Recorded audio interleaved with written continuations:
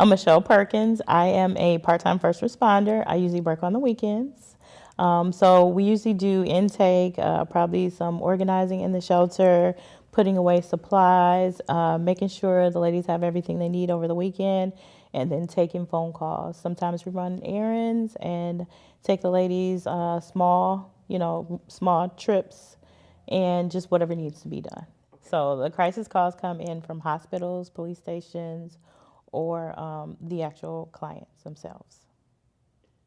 The majority of the calls are from women with children that are seeking safety from a partnership or relationship that they're in.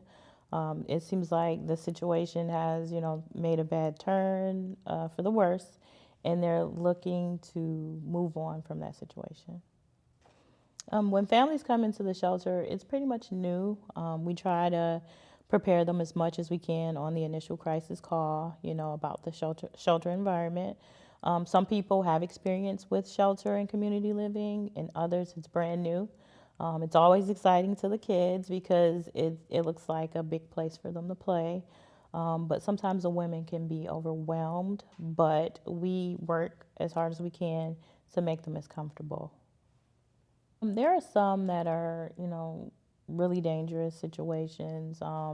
It's always good to see the client actually leave the situation, arrive in the shelter, and to see the progress that they make, whether it be, moving out on their own or, moving in with a safe family member or just kind of completely getting out of the situation.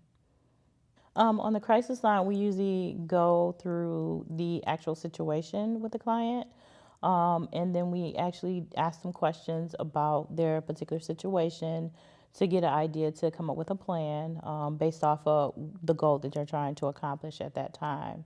So if they're looking to leave the situation and they can't just walk away immediately, so we suggest that they begin to gather documents, important information, actually to pack a bag and leave it somewhere, to take whatever's necessary to escape safely so that way they can, kind of maintain when they first leave the situation.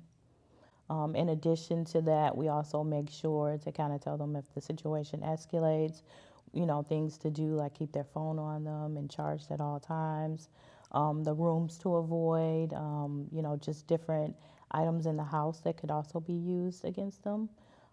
And then it's kind of, we ask them questions if they are aware of where certain things are in the house, so that way if the situation does escalate, they could respond.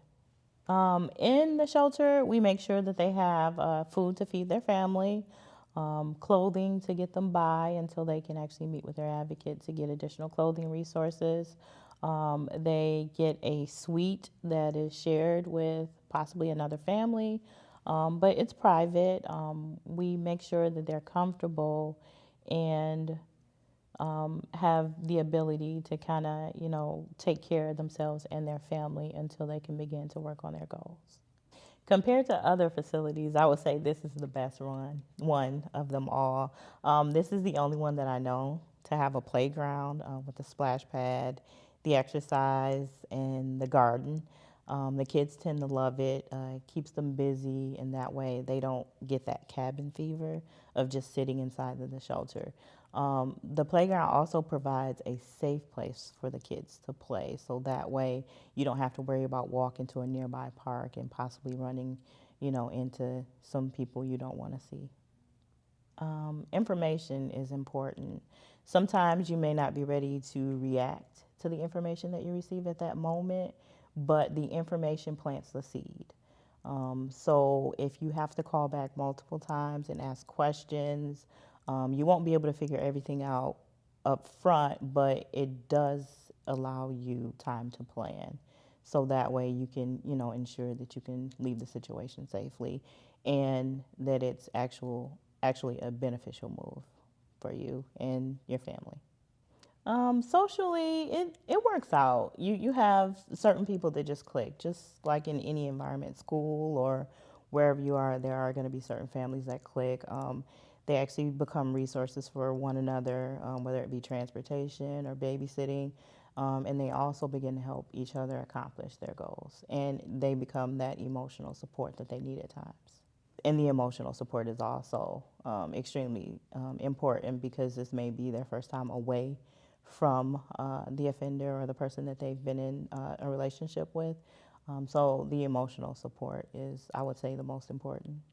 I always learn a lot from everybody, regardless to whatever the interaction is. I just believe the staff is very helpful and supportive. We also support each other the same as we support our clients. So I believe it works out. So that way it helps us, serve our families better. Happy anniversary, First Step.